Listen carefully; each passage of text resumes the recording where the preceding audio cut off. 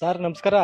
ಧ್ರುವ ಸರ್ಗೆ ಇವತ್ತು ನನ್ನ ನಾಗರಹೊಳೆ ಸಫರಿಗೆ ಬಂದು ಅವರ ಫ್ಯಾಮಿಲಿ ಅದು ಪ್ರೇರಣಾ ಮೇಡಮ್ ಮತ್ತೆ ಧ್ರುವ ಸರ್ಜನ್ ಸಾರು ಬಂದು ಸಫಾರಿ ಮುಗಿಸ್ಕ ಬರ್ಬೇಕಾದ್ರೆ ಇಲ್ಲಿ ಬಡ ಶಾಲೆಗಳನ್ನ ಗುರುತಿಸಿ ಆ ಶಾಲೆಗಳಿಗೆ ಏನ್ ಯಾರ ಮಾಡ್ಬೇಕಲ್ಲ ನಾನು ಅನ್ಕೊಂಡು ಮನ್ಸ ಇಚ್ಛೆ ಹೋಗಿ ಅವರ ಮಿಸ್ಸಸ್ ಅವರು ಜೊತೆಗೂಡಿ ಹೋಗಿ ಇಲ್ಲಿ ಉದ್ಬೂರು ಆಡಿ ಅನ್ಬಿಟ್ಟು ಒಂದು ಬಡ ಶಾಲೆ ಐತೆ, ಗೌರ್ಮೆಂಟ್ ಸ್ಕೂಲ್ ಆಶ್ರಮ ಶಾಲೆ ಐತೆ.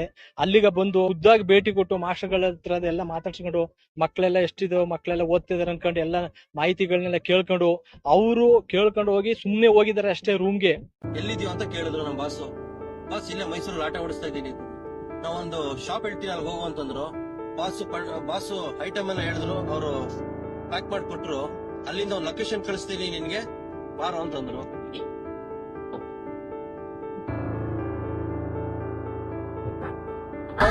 ಮತ್ತೆ ಅವರ ಶ್ರೀಮತಿಯಾದಂತಹ ಪ್ರೇರಣಾ ಮೇಡಮ್ ಕೂಡ ಇಲ್ಲಿಗೆ ಆಗಮಿಸಿದ್ರು. ಅವರ ಪರವಾಗಿ ನಮ್ಮ ಶಾಲೆಗೆ ಕೆಲವೊಂದು ಕ್ರೀಡಾ ಸಾಮಗ್ರಿಗಳನ್ನ ವಿತರಿಸಿದ್ದಾರೆ.